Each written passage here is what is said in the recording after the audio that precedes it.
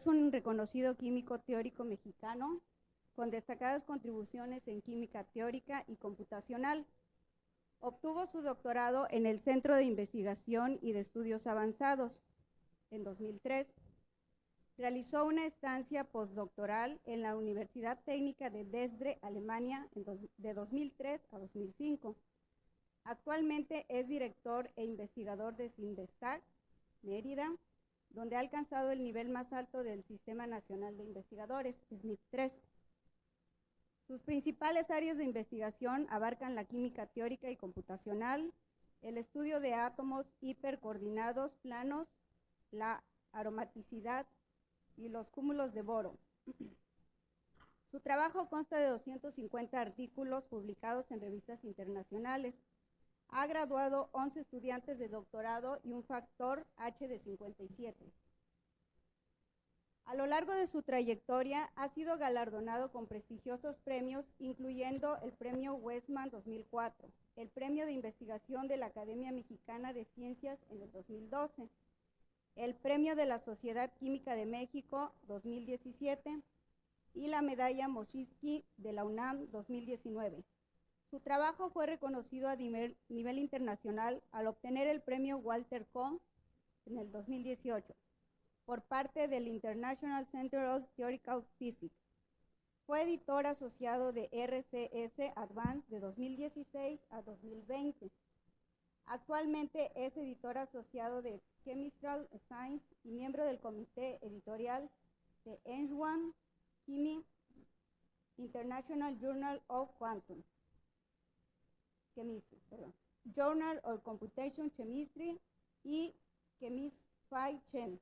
Organizador de varios congresos en los que destacan el QUITEL en 2011, Aromatici en 2018 y 2026 y Latin X Chem. Le damos la bienvenida, un aplauso por favor.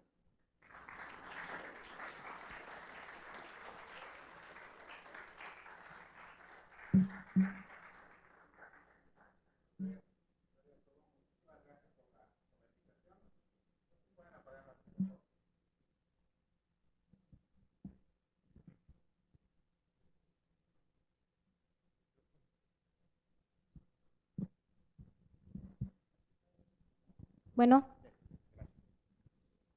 Bueno, es realmente un placer estar aquí por muchas razones. La primera de ellas es, creo que la primera vez que visité aquí Calquiní fue hace ya más de 10 años, ¿no?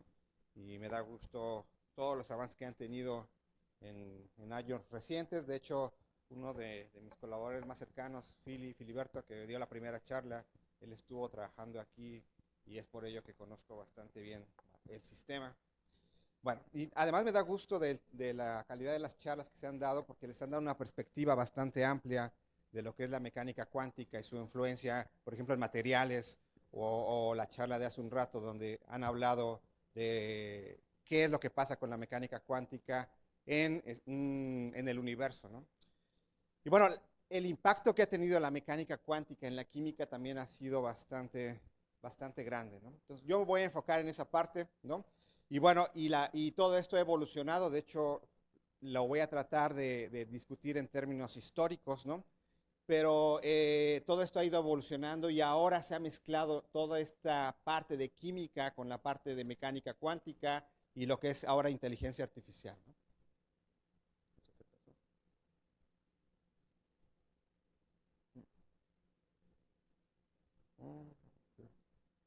Creo que se desconectó de ahí, ¿no?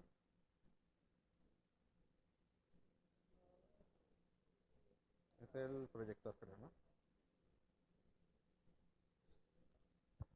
No sé qué moverle aquí.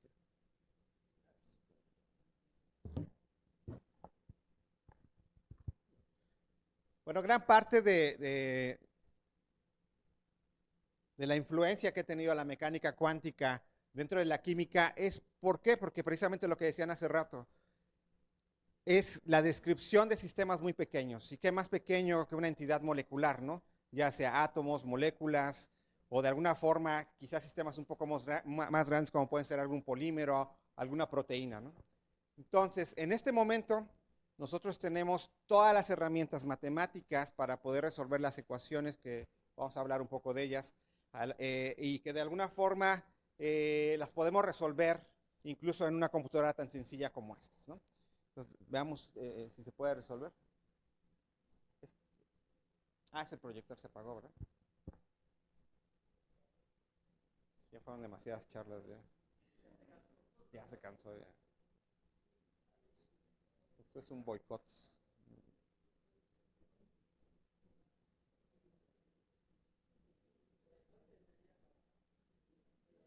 Ahí está ya.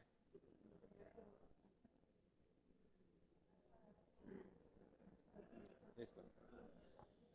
Muy bien. Ya resuelto el problema.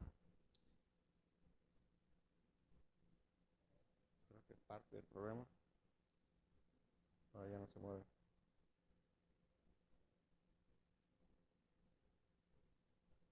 ¿Sí? Ahí está. ¿Anterior? ¿Anterior? Ahí está ya. Perfecto. Muy bien. Bueno, la química en general es un área totalmente experimental, ¿no? Desde la alquimia, de cómo se mezclan los elementos para formar nuevos compuestos, etcétera, ha sido tremenda, ¿no? De hecho, desde mi punto de vista, la química realmente no necesita la teoría, ella puede seguir avanzando sin ningún problema, ¿no? O sea, simplemente es mezclar A más B y que me dé C. Ahora, ¿qué ventajas tiene el hecho de poder entender qué es lo que está pasando a través de ciertas ecuaciones, las que sea? Pues es el control de esas reacciones químicas, ¿no? El hecho de entender qué es lo que de alguna forma domina una reacción, el hecho de poder ver o determinar qué tan alta es la barrera para poder pasar de A a B, o incluso simplemente de ver bajo qué condiciones se puede mejorar esa reacción a través de la presión, la temperatura, cualquier cosa que de alguna forma afecte a la reacción. Bueno, eso es de alguna forma controlar, ¿no? Si yo entiendo, yo controlo esa reacción, ¿no? Y es por eso que tratar de entender qué es lo que pasa a nivel molecular es fundamental, ¿no? Entonces, la química puede seguir existiendo sin la parte teórica, pero la parte teórica de alguna forma es fundamental para entender qué es lo que está pasando, ¿no? Y bueno, entonces la idea es tratar de entender la realidad de una pobre molécula, ¿no? Y la realidad de una pobre molécula, en principio, no es solamente entender qué es lo que está pasando con una molécula totalmente aislada, ¿no? Sino que esta molécula en realidad se rodea de muchas otras moléculas y cada vez que empiezan a interaccionar esas moléculas, como por ejemplo en el caso del agua, pues bueno, empiezan a cambiar sus propiedades, ¿no? De hecho, si nosotros tomamos en cuenta la temperatura, bueno, pues esto se va a cambiar de fase, ¿no? Va a pasar de un sólido a un gas, etcétera, ¿no? Pero también la presión va a jugar un papel importante. Tan es así que esto se comporta como si fuera en realidad una persona, ¿no? O sea, si nosotros de alguna forma estamos aislados en casa, pues nos comportamos de una forma totalmente distinta a la que pasa cuando nosotros nos rodeamos de más personas dentro de un estadio, ¿no? Ahí de alguna forma nuestro comportamiento es totalmente distinto. Lo mismo le pasa a la molécula, ¿no? Tan es así que el agua como tal, no la molécula de agua, sino el agua como tal, todavía se sigue estudiando, es una de las moléculas más estudiadas y todavía no se llega a comprender del todo, ¿no?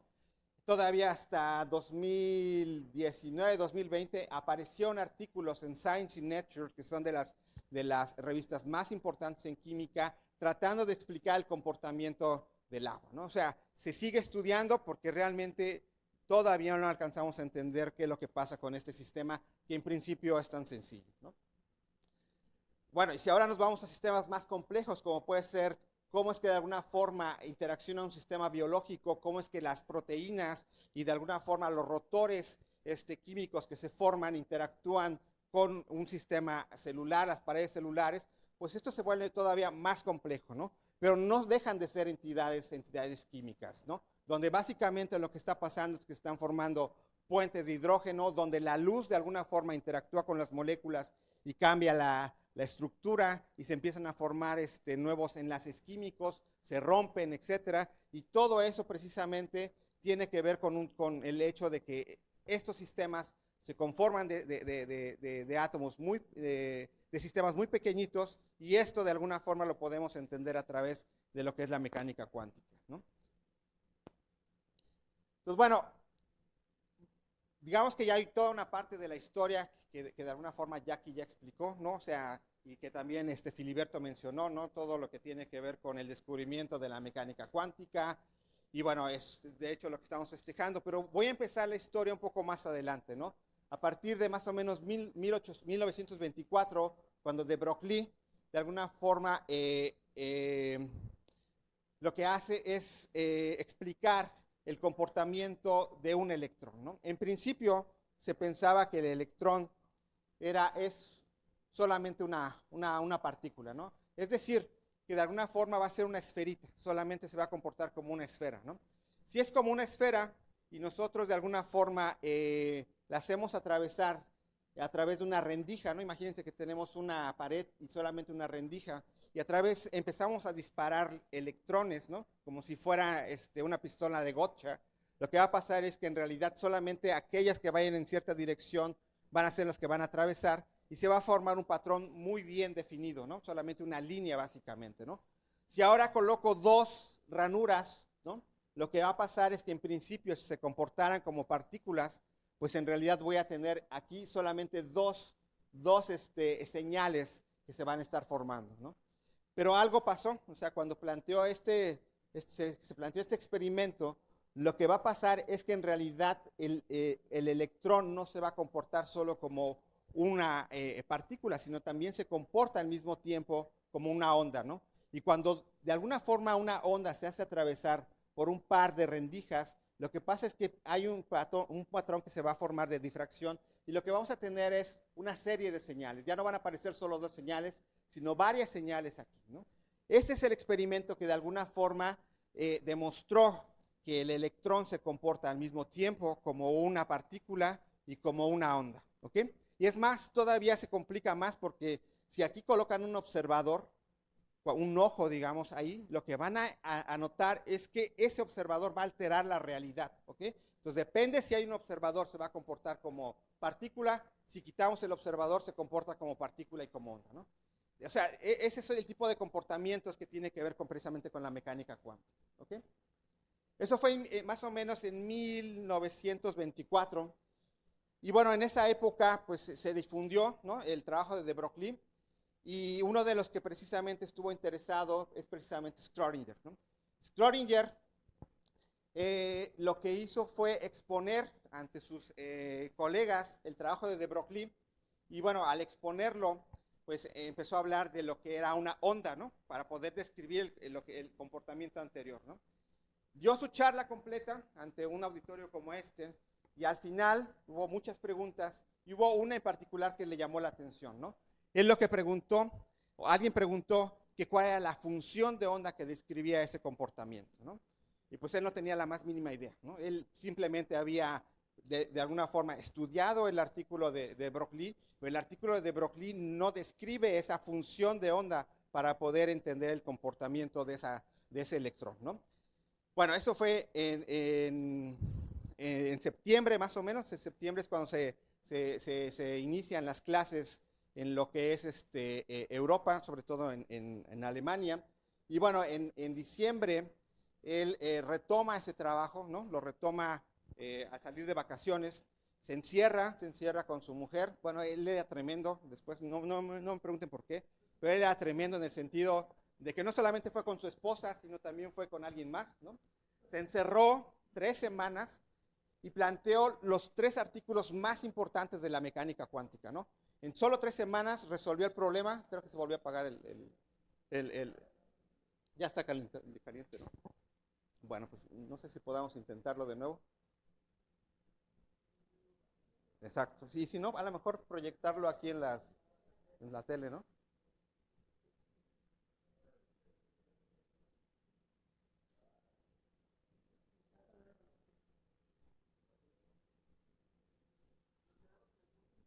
Sí, pues ahí íbamos bien, pues.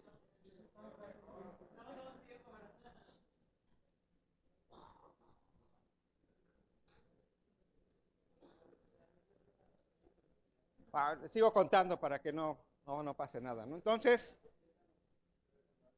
3 semanas, 3 artículos, y bueno, en uno de ellos plantea la ecuación de onda para resolver problemas muy sencillos, pero que de alguna forma eran básicos para poder explicar el comportamiento de un electrón, ¿no?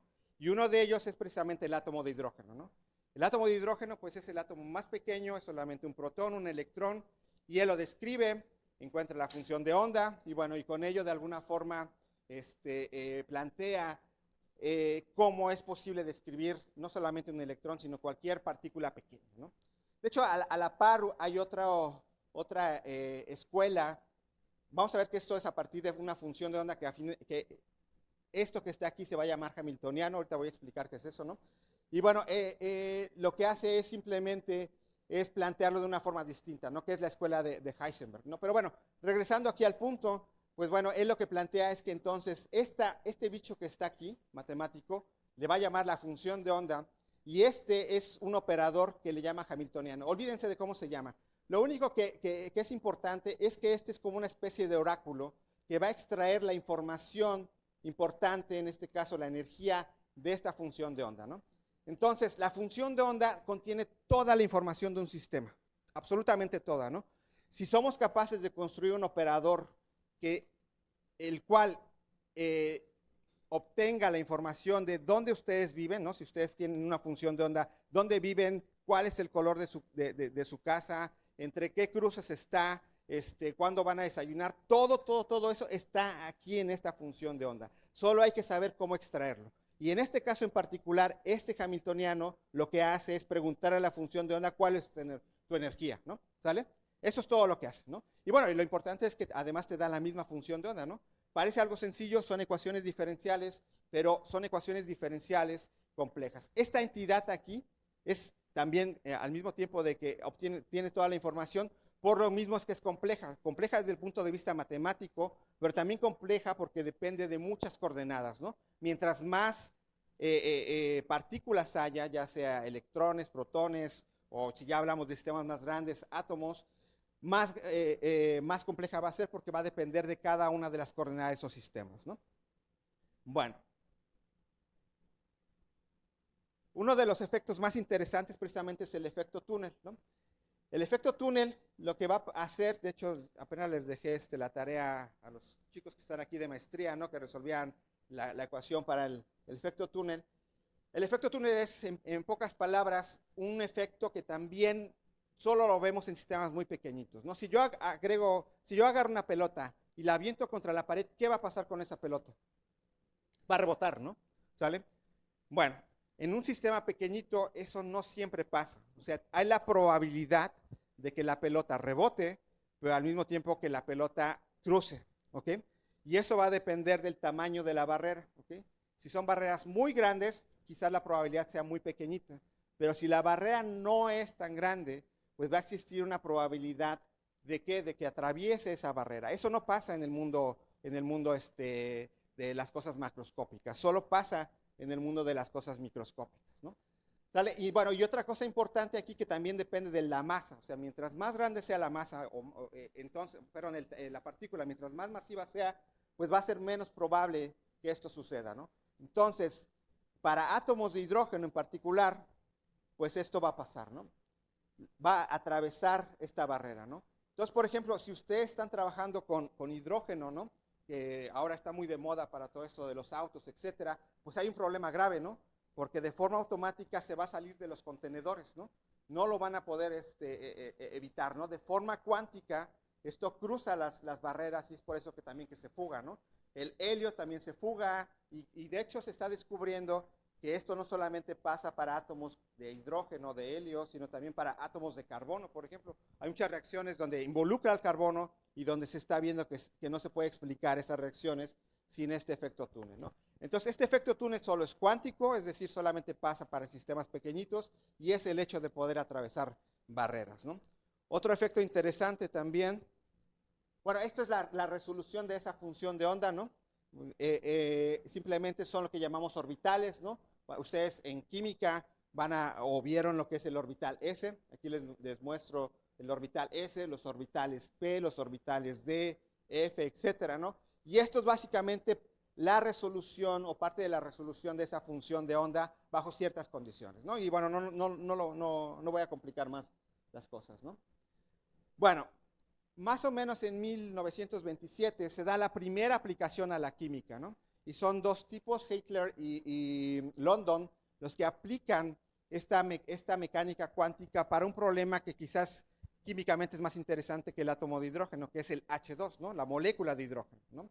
Resulta que para la molécula de hidrógeno ya no hay una solución exacta, ¿no? Para el único sistema molecular o atómico que existe una solución exacta es el átomo de hidrógeno. Después de ello necesitamos hacer aproximaciones, ¿no? Y gran parte de eso son las raíces cuadradas, ¿no? O sea, las raíces cuadradas, ustedes cuando vean matemáticas matan todo y en parte esa es la razón por la cual no se puede separar la función de onda, no se pueden hacer muchas cosas con las funciones de onda, ¿no? Bueno, pero el caso es que aquí ellos dos hacen la primera aplicación, hacen algunas aproximaciones para resolver la molécula de hidrógeno, ¿no? Y con ello empiezan a entender no solamente ya cuestiones de excitaciones o cuestiones físicas, sino ahora empiezan a interesarse en algo que para los químicos es vital, que es el enlace químico, ¿no? El problema del enlace químico es que no es un observable, ¿no? A diferencia, o sea, es el hamiltoniano que teníamos por ahí, la H, extrae un observable que es la energía, ¿no? El enlace químico como tal no tiene un hamiltoniano, no existe el enlace químico, ¿no? O sea, normalmente cuando hablamos del enlace químico en las clases de química, lo damos como una entidad que existe, ¿no? Hablamos de él y es tan tangible que en realidad pensamos que pues cuando hay dos átomos siempre va a estar presente un enlace químico, pero el enlace químico como tal no existe, solamente es un concepto que utilizamos los químicos para poder entender a una molécula. Así como no existe el enlace químico, para aquellos que son químicos, no existe la aromaticidad, no existe la carga, no existe la hibridación, o sea, no existen muchos de los vocablos que en realidad utilizamos. Simplemente es una forma de explicar la química, ¿no? Y eso, de alguna forma, no es tan grave, porque son cosas que utilizamos para poder entender, ¿no? Quizás para la física sí lo es, porque para ellos necesitan una entidad que sea medible. Para nosotros tenemos esas entidades y aún así los sistemas son tan complejos que no logramos entenderlos, ¿no? Bueno, esta fotografía es de un congreso muy famoso donde precisamente se reunieron todos los involucrados en la mecánica cuántica, en la creación de la mecánica cuántica, y varios de ellos pues son de los que ya he nombrado, ¿no? Por ejemplo, por aquí está, este es muy famoso, ¿no? Este sí lo deben de reconocer, ¿no? Schrödinger está por aquí, ¿no? Heisenberg es este que está por acá. La historia de Heisenberg también es muy interesante porque él estuvo involucrado precisamente con los nazis, ¿no? Entonces también, perdón. Sí, sí, sí. Está por aquí Bohr, ¿no? Más para los químicos, aquí está Debye, ¿no? Está por aquí Bragg, que tiene que ver con varias cosas interesantes, y el creador de la mecánica cuántica, Planck, ¿no? Pero hay muchos otros nombres que dentro de la física y la química son muy famosos, y bueno, no olvidar a Marie Curie, ¿no? Que es la única mujer que está aquí, y que de alguna forma, bueno, ella ganó no solamente un premio Nobel en física, sino también en química. De hecho, una anécdota interesante de Marie Curie, para aquellos que estén por hacer sus tesis, ¿cuántas hojas debe de tener una tesis de licenciatura? ¿Cuántas las de maestría? Por ahí los que van a hacer maestría. ¿Y cuántas las de doctorado? ¿Cuántas, perdón? 3. Bueno, no sé, o sea, yo he leído tesis de 200 hojas que son unas cosas de este estilo. La de Philly que la leí que era como de, no recuerdo, como de 120, ¿no? O más, ¿no? Y eso es normalmente el número de hojas que estamos leyendo, ¿no? Bueno, ella, su tesis doctoral es de 9 hojas, ¿ok? Y ahí plasmó todo lo que tenía que plasmar sobre radioactividad, ¿no? De hecho, su tesis todavía está en una universidad en Francia, y uno, bueno, no se puede acercar porque todavía tiene destellos de radioactividad por ahí, ¿no? Bueno, digamos. Bueno, el otro paso importante es ¿no? O sea, ¿qué es lo que pasó después?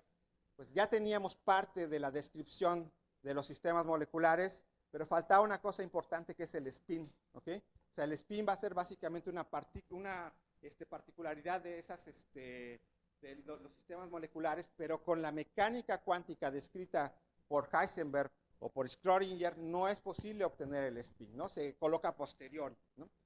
Pero bueno, a través de las ecuaciones de Paul Dirac, ¿no?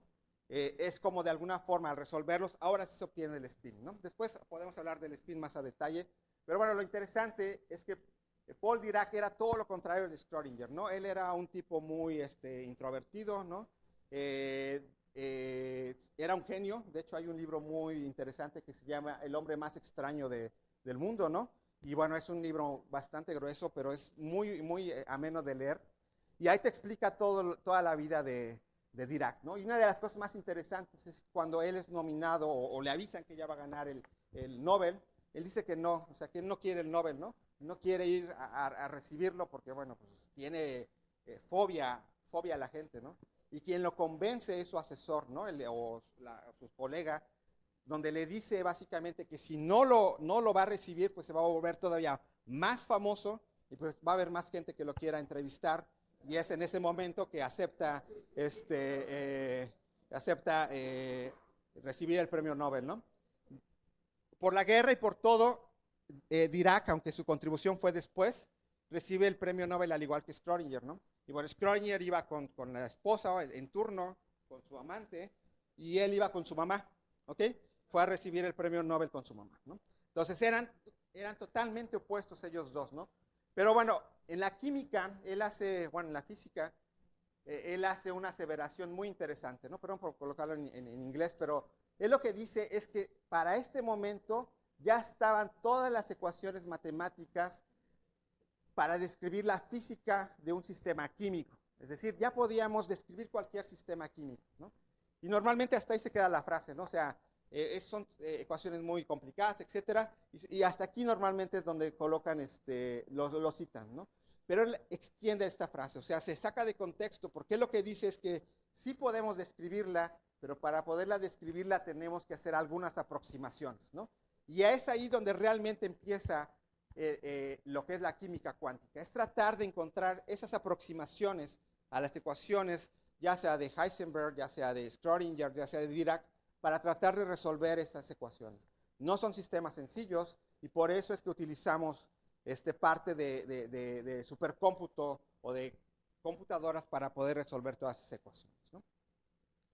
Bueno, en el intermedio entre las computadoras, ahorita vamos a hablar de eso, se empiezan a crear teorías que explican a través de la mecánica cuántica los sistemas químicos, ¿no? Y uno de ellos, de los que plantea, es Linus Pauling, ¿no?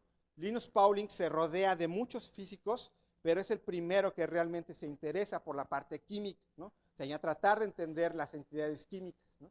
Él recibió 2 premios Nobel, ¿no? Uno en química y el otro el de la paz, ¿no? Y bueno, y también entre sus filias estaba el hecho de tomar vitamina C. No sé de dónde se le ocurrió que la vitamina C curaba todo, entonces todos los días tomaba su pastilla de vitamina C. Y bueno, y creo que sí le funcionó porque fue bastante longevo, ¿no? Pero en este sentido, Linus Pauling es para la química una pieza fundamental, ¿no? Porque es el que describe todo lo que tiene que ver con enlace químico. No solamente desde el punto de vista, digamos, conceptual, sino se basa mucho de sus teorías en la parte de la mecánica cuántica, ¿no? El otro es Ralph Hoffman, ¿no? Ralph Hoffman es el primer químico que de alguna forma resuelve ciertas ecuaciones ya para reacciones químicas, ¿no? Linus Pauling solamente describió el sistema molecular. Ralph Hoffman lo que hace es ya describir una reacción química, cómo es que va a proceder una reacción química, es decir, cómo tengo el reactivo, pasa a través de un estado de transición y el producto, ¿ok? Empieza a describirlo, ¿no? Y utiliza también cosas interesantes que en su momento, cuando tenía como 24 años, planteó, que se llama Extending Huckel, ¿no? En su momento fue una revolución total para la mecánica, para la química cuántica. Después se volvió famoso por muchas otras razones, sobre todo por la parte de describir el enlace químico, ¿ok? Y bueno, recibió el premio Nobel en 1981, 82, no lo recuerdo, ¿no? Era muy joven cuando lo recibió, tenía 40 años, ¿no? Y bueno, él lo que dice es pues, que toda su vida cambió, ¿no? O sea, recibir un premio Nobel, él dice que fue un punto crucial en su vida, ¿no? Porque de alguna forma, pues a partir de ahí todo el mundo lo considera un dios, ¿no? Tuve la oportunidad de hacer un postdoc con él, ¿no? Entonces, bueno, es un tipo bastante genial, sobre todo porque no solamente se dedicaba a la química, también le interesaba otras cosas, entre ellas la divulgación y la literatura, ¿no? Tiene alrededor de unos 25 libros de poemas y de cuentos, etcétera. De hecho, también tiene obras de teatro muy interesantes. Una de ellas se llama Oxygen, ¿no? Y bueno, habla del descubrimiento del oxígeno, de Lavoisier, y bueno, es interesante ver cómo él describe todos esos procesos, ¿no? Y cómo escribe, ¿no? Bueno, el avance quizás más importante dentro de la química cuántica se dio cuando se crearon los primeros microtransistores. Esto se dio más o menos a inicios de los 70, ¿no? A finales de los 60, principios de los 70. Y bueno, esto es importante porque pasaron de transistores a microprocesadores y eso aceleró la velocidad de las computadoras, ¿no? Entonces, tenían supercomputadoras que eran básicamente cuartos como esto, que tenían que utilizar mucha energía para poder enfriar, pero todo ese poder de cómputo ahora es lo que tenemos en un celular. De hecho, nuestro celular tiene más poder de cómputo que esas primeras computadoras, ¿no? ¿Sale? Pero en su momento los usuarios más ávidos de esas supercomputadoras fueron obviamente los físicos, fueron obviamente los matemáticos, pero sobre todo también la parte de química, ¿no? Se empezaron ahora sí a resolver sistemas interesantes, ¿no? En ese momento los sistemas interesantes no eran las proteínas, era el agua, era el CO2, o sea, eran moléculas pequeñitas, pero ya se podía tratar y se podía entender qué es lo que estaba pasando, ¿no? Y uno de los que de alguna forma contribuyó con todo eso fue John Pople. John Pople también obtuvo el premio Nobel. ¿Por qué? Porque él escribió uno de los códigos que más se utilizan en química. Él es matemático inglés, ¿no? No era ni químico, era matemático. Y John Pople escribió un programa que se llama Gaussian, ¿ok? Gaussian es donde tratan de alguna forma de colocar todas las ecuaciones de Schrödinger o la forma matricial de Heisenberg y utilizan, en ese caso, funciones gaussianas para poder construir la función de onda. De ahí toma el nombre de Gaussian, ¿ok? Y bueno, a partir de ahí, pues obviamente el estudio de moléculas se hizo mucho más sencillo y es por eso que le otorgan el premio Nobel, ¿no? Y el otro es precisamente Walter Kohn, ¿no? Walter Kohn precisamente también recibió el premio Nobel por una aproximación que hizo. Las aproximaciones van a jugar un papel importante en todo esto. Y la aproximación que hizo es que la función de onda es demasiado compleja, ¿no? Va a depender de 3n coordenadas, donde n es el número de electrones, y bueno, también hay que tomar el número de otras partículas, pero bueno, son muchísimas coordenadas. Y él lo que dice es que toda la información está contenida en una función mucho más sencilla, que es la densidad electrónica, ¿no? Entonces, en pocas palabras, esto es un campo escalar, o en otras palabras, es una función, ¿ok? Donde simplemente grafico cuál es el valor en un punto del espacio. Entonces, en vez de hablar de muchas dimensiones, me concentro en una función que de alguna forma está en 3 dimensiones. Va a ser mucho más sencillo de tratar, ¿no?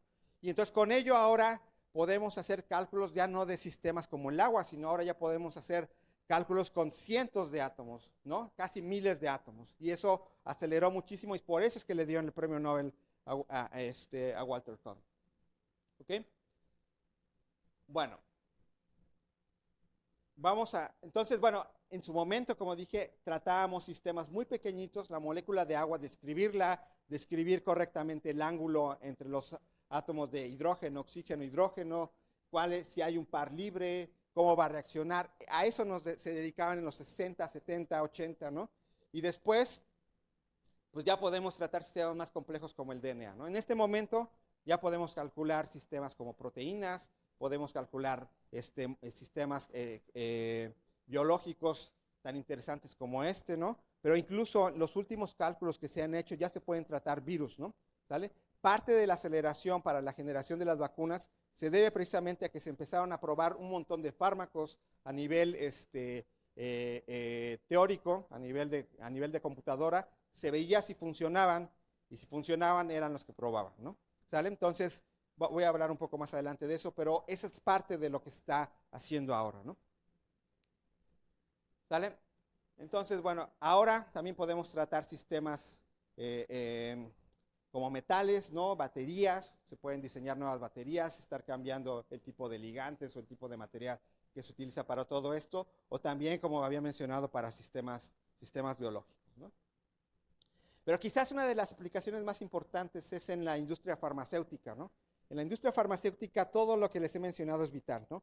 Porque normalmente para sacar un fármaco uno se puede tardar haciendo los protocolos, digamos, más antiguos, 10, 20 años desde que se propone el sistema, se sintetiza, se prueba, se hacen las pruebas in vivo, etcétera. Son muchos años, ¿ok? Entonces lo que hace la química cuántica, la química computacional, es acelerar ese proceso, porque ustedes ahora pueden modelar en una computadora qué es lo que está pasando. No siempre la respuesta es correcta porque faltan quizás algunos factores que agregar, pero les da una idea mucho más clara de qué es lo que tienen que probar y qué es lo que tienen que sintetizar, ¿no? Entonces, algo que se iba a 10, 20 años, ahora lo podemos reducir a 2 años, año y medio, ¿no? Y es por eso que de alguna forma dentro de la industria farmacéutica los químicos teóricos juegan un papel muy importante, ¿no? Pero bueno, a raíz de lo que es la inteligencia artificial, todo ha cambiado, ¿no?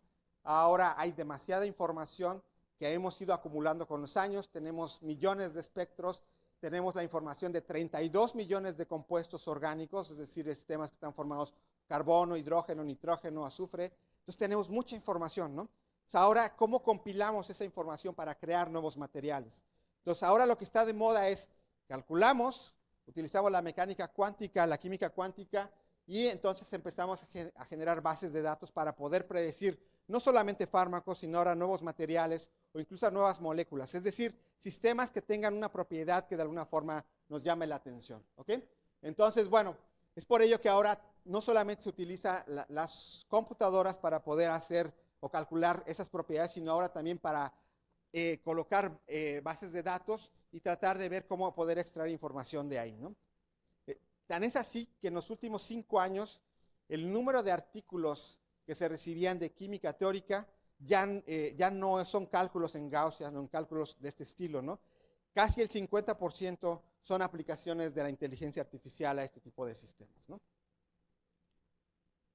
Y bueno, precisamente ahora, si ahora lo mezclamos todo esto con otro tipo de tecnologías como es la computación cuántica, pues la idea es tratar de acelerar todo esto, ¿no? ¿Sale? Entonces, aquí todavía estamos hablando de inteligencia artificial y es todo el abanico de cosas que podemos hacer con inteligencia artificial mezclado con la química cuántica, ¿no? Desde acelerar el descubrimiento de drogas, ¿no? Hacer una medicina más precisa. De hecho, hace medio año recibimos a un profesor de Inglaterra que nos hablaba de toda la generación de nuevos dispositivos que están haciendo para este tipo de cosas, ¿no? En Green Chemistry, es decir, esa química verde donde ya no contaminemos, ¿no? Para el diseño de nuevos materiales y su descubrimiento. Esto lo voy a mencionar un poco más adelante. Tenía un video, pero creo que no está funcionando, de cómo automatizar y generar robots que ahora hacen química, ¿no? Todo eso lo hace gracias a la inteligencia artificial y a la mezcla con la química teórica, ¿no?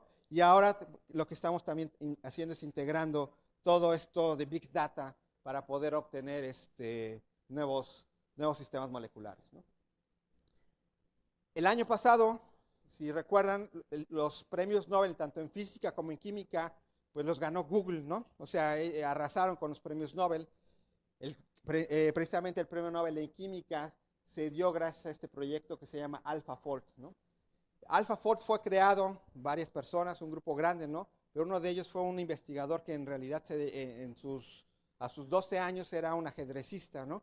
Y que, bueno, lo que hizo fue tratar de encaminar todo lo que él sabía de algoritmos, matemáticas, etcétera, para poder resolver uno de los problemas más difíciles en la química, y es el plegamiento de proteínas, ¿no? Podemos entender de qué está formado, podemos más o menos predecir cuál va a ser la secuencia o la estructura, pero es muy difícil ver ya la estructura en la que se va a plegar y en la que realmente se activa la proteína, ¿no? Y ellos lo resolvieron. O sea, ahorita AlphaFold, a través de Google, es posible plantear una serie de estructuras de plegamientos y que de alguna forma checan, son idénticos a los que experimentalmente se están obteniendo. Hay fallas todavía porque hay muchos sistemas que no se han tratado, ¿no? Entonces, mientras menos información tenga en las bases de datos, pues es más fácil de que falle. Pero en el 80% de predicciones está acertando, ¿no? 20% todavía es alto, pero bueno, se está tratando de mejorar todo esto, ¿ok? Y bueno, este es un video, no sé si vaya a funcionar, la verdad.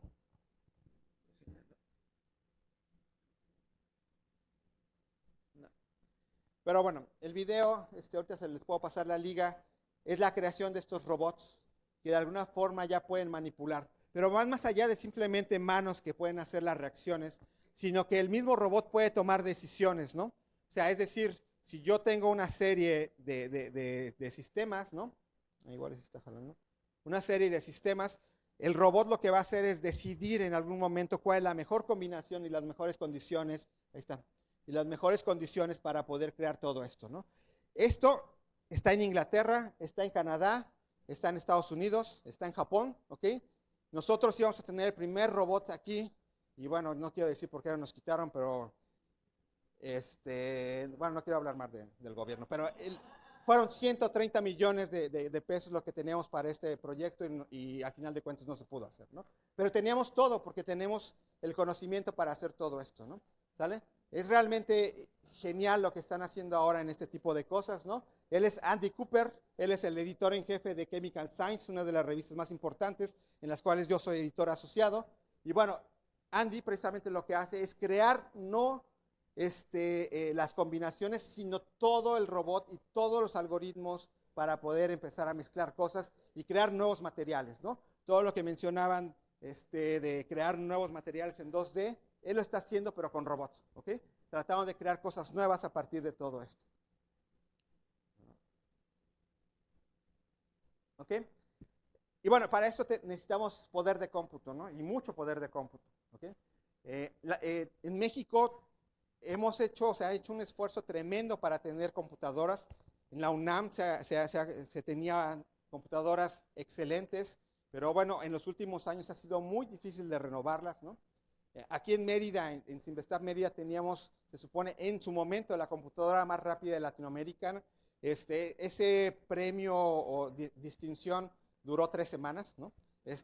¿Por qué? Porque esto está acelerando demasiado, ¿no? O sea, en el momento que lo compramos, lo instalamos, era genial, a la semana ya no era genial y a las 3 semanas habíamos perdido ese título, ¿no? Tenemos más o menos como 120 teraflops de poder de cómputo, ¿no? Que bueno, es relativamente bueno, ¿no? Pero ya las cantidades de poder de cómputo ya no hablan de teraflops, ya estaban hablando de petaflops, ¿no? Y entonces pues ya estamos en una escala totalmente distinta. China tiene computadoras de varios petaflops, creo que ya están llegando a los 10 o 15 en los últimos rankings, ¿no? Entonces, bueno, de todas formas, con lo que tenemos podemos competir, pero es necesario poder invertir más en poder de cómputo para hacer todo lo que de alguna forma se está generando. Imagínense la cantidad de poder de cómputo que necesita Google para poder mantener AlphaFold y todos esos proyectos tan interesantes, ¿no? Bueno, de hecho hay varios mexicanos participando en ese proyecto de AlphaFold. Entre ellos, uno de ellos es Alan Aspuru, que es líder de uno de los proyectos más importantes en inteligencia artificial y química en el mundo, ¿no? Acaba de ganar un proyecto de $300 millones en Canadá para poder desarrollar este tipo de cosas, ¿no? ¿Sale? Y bueno, el último es precisamente, y también con Alan, se está trabajando esto que es cómputo cuántico, ¿no? Quizás aquí no ha habido tantos avances, o sea, la promesa es que, creo que van a hablar mañana de eso, ¿no? De esto del cómputo cuántico. En este momento en la parte química solo hay ligeros algoritmos, pequeños algoritmos que me resuelven esas ecuaciones iniciales en las que estábamos. Digamos que estamos en 1927, 28, pero resolviéndolo con estas nuevas máquinas cuánticas. ¿Cuál es la ventaja? Que son extremadamente rápidas, ¿no? O sea, en el momento que puedan tener algoritmos más eficientes o que puedan controlar, eso va a volar, ¿no? Y eso va a permitirnos hacer todas estas cosas que están acá. Estas son, digamos, el top 10 de las cosas que se van a poder hacer con cómputo cuántico, y entre ellas precisamente está la investigación química, particularmente en medicamentos, ¿no? Bueno, en resumen, pues tenemos todas las herramientas para poder escribir los sistemas en pequeño, ¿no? A través de la mecánica cuántica. Es muy complejo, seguimos aprendiendo. Para aquellos nuevos materiales, pues todavía hay muchas cosas que hacer, ¿no? Porque muchos de los sistemas moleculares no están descritos y por lo tanto no tenemos datos, todavía no podemos aplicar para ellos todo lo de inteligencia artificial, entonces hay que acumular todavía más datos, ¿no? Tenemos también ya la capacidad a nivel global, no en México, de poder utilizar esos robots para poder hacer química, ¿no? Química combinatorial con todo ese tipo de cosas, crear nuevos materiales. Entonces, bueno, la idea, pues es que, o la conclusión es que la mecánica cuántica tiene una importancia tremenda en lo que es la química. Y muchísimas gracias.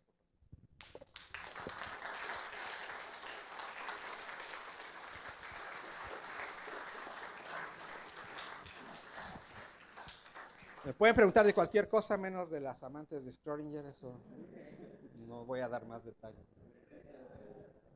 Bueno, pasamos al espacio de preguntas.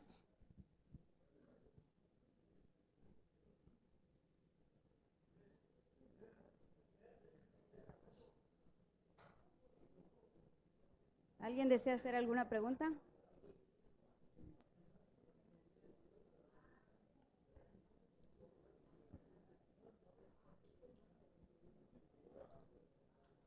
¿Preguntas? ¿Alguien tiene alguna pregunta?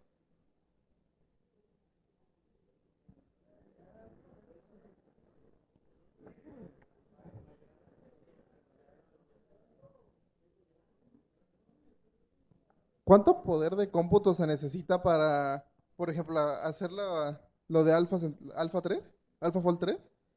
O sea, me refiero a una computadora normal podría intentar hacer lo que hace AlphaFold 3. Sí, no, o sea, todo está guardado ahora en la nube, ¿no? O sea, cuando tú te conectas, y bueno, lo pueden hacer desde sus casas, ¿eh? O sea, hay acceso libre a AlphaFold, se conectan, plantean la secuencia, y ellos lo que van a hacer es tratar de determinar el plegamiento de la proteína, ¿no? O sea, en realidad no se va a hacer en tu computadora, se tiene que utilizar supercomputadoras, pero bueno, el acceso en principio es libre, ¿no?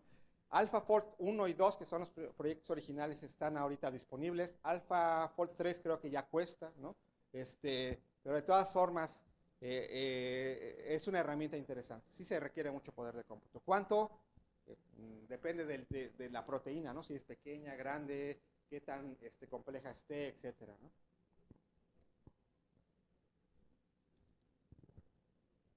Sí. Adelante. Bueno, acá tengo una pregunta. Ya vimos que la inteligencia artificial es capaz de predecir químicamente algunas cosas de las moléculas. En este caso, ¿qué tanto requiere conocer la inteligencia artificial con respecto a la cuántica para poder predecir estas formas?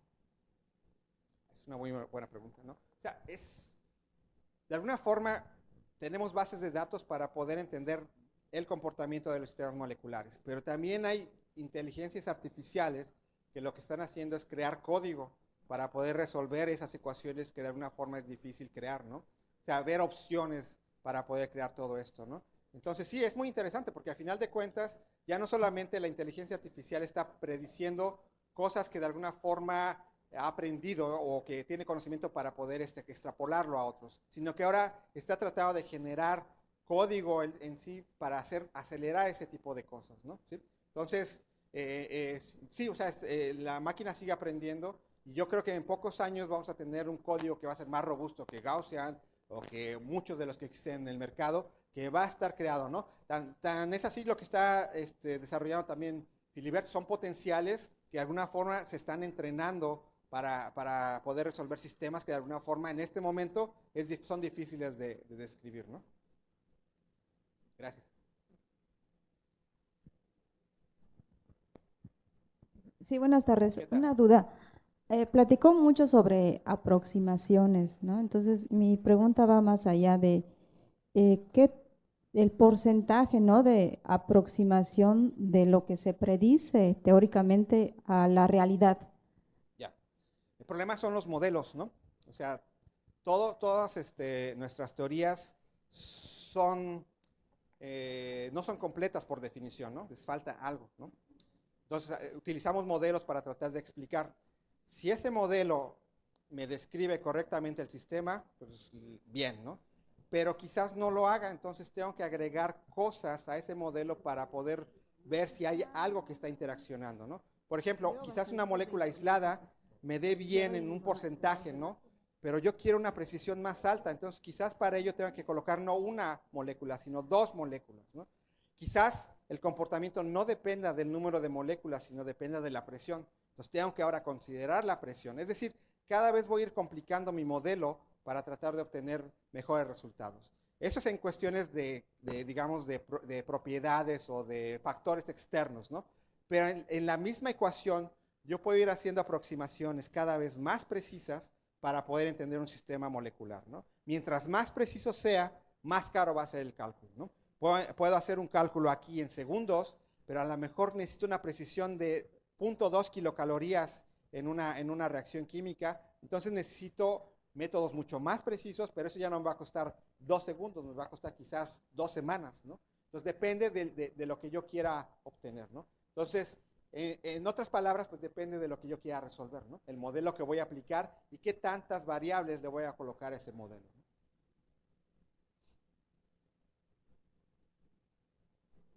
¿Más preguntas? Si no, vamos a comer.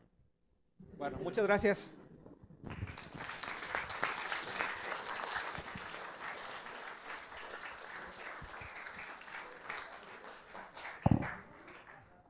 Muchas gracias. Invitamos al director a la entrega de reconocimiento.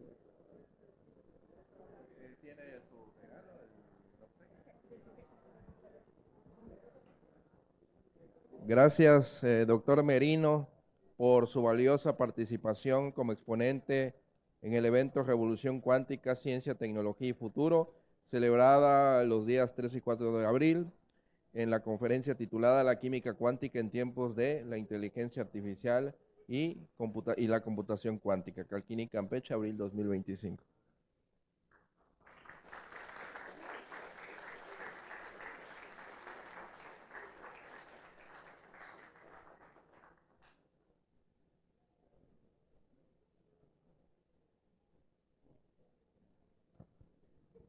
Bueno, vamos a hacer un receso para nuestros alimentos. Luego